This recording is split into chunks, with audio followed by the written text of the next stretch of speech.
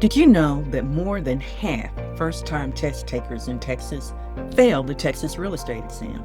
It's not because they didn't study hard enough. It's just that they didn't study the right way. I hear it all the time. Students will say, I studied 200 flashcards. I know everything by heart.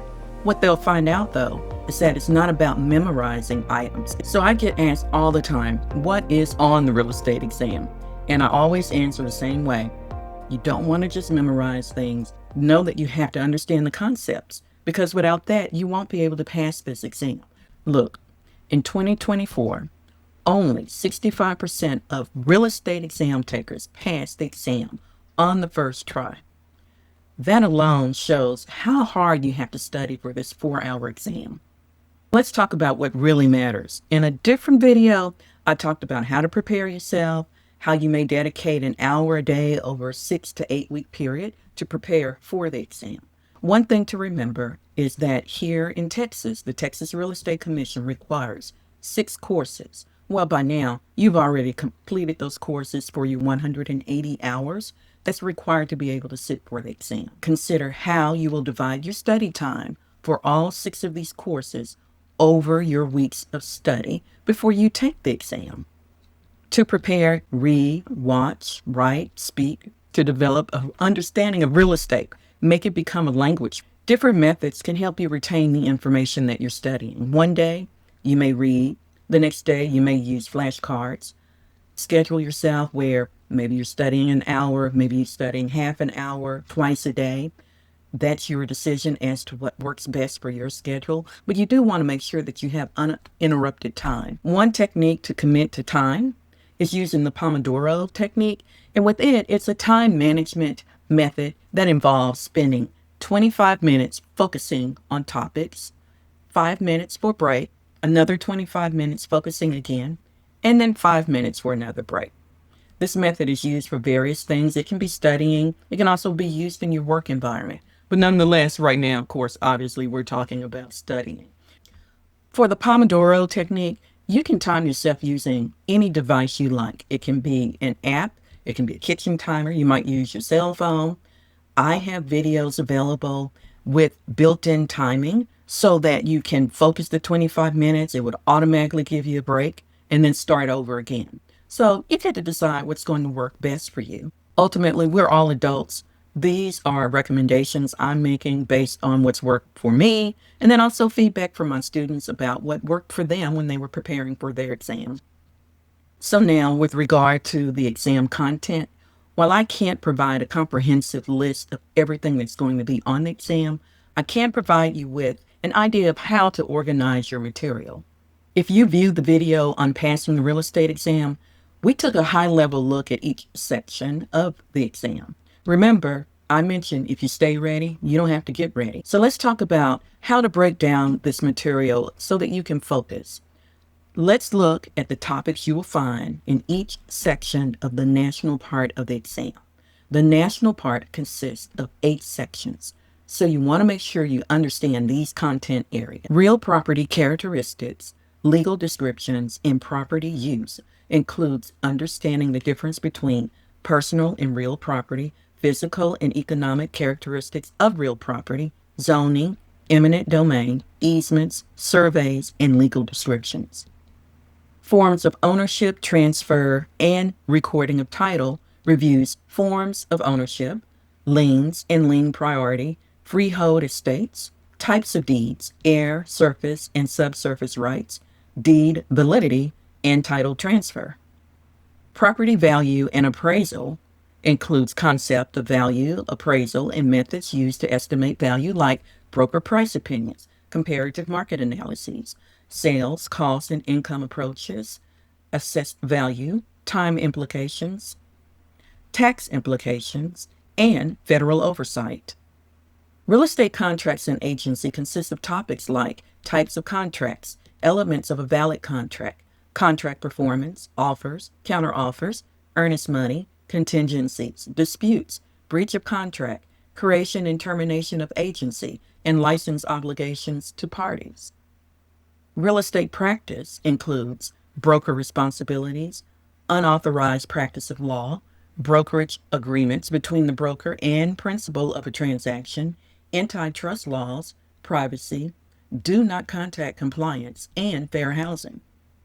Property disclosures and environmental issues may include Environmental Protection Agency regulations, the Clean Air and Water Acts, as well as hazardous waste topics like lead-based paint, asbestos, and waste disposal sites.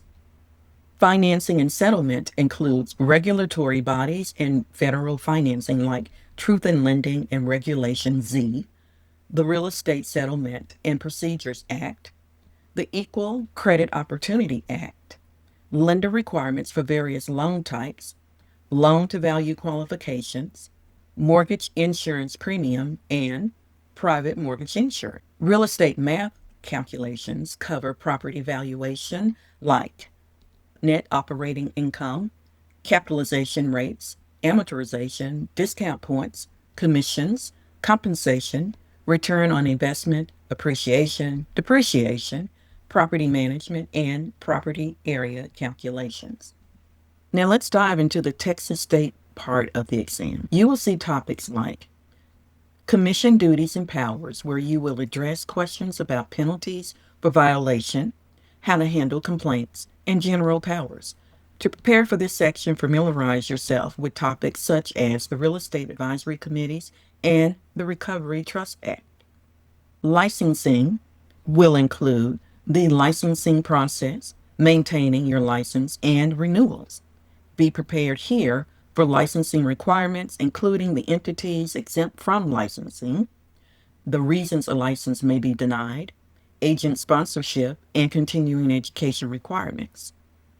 Standards of conduct reviews professional ethics and conduct, advertising unauthorized practice of law, and grounds for disciplinary actions, as well as rebates and fee splitting.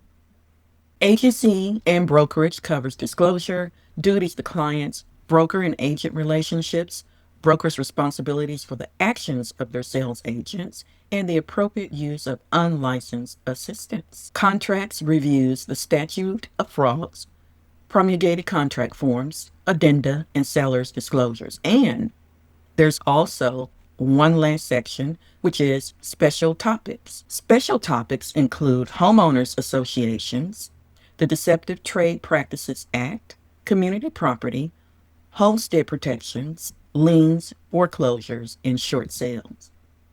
Okay, so that is nothing like memorizing terms. Think about it. 8 sections for the national part, 6 sections for the state level exam.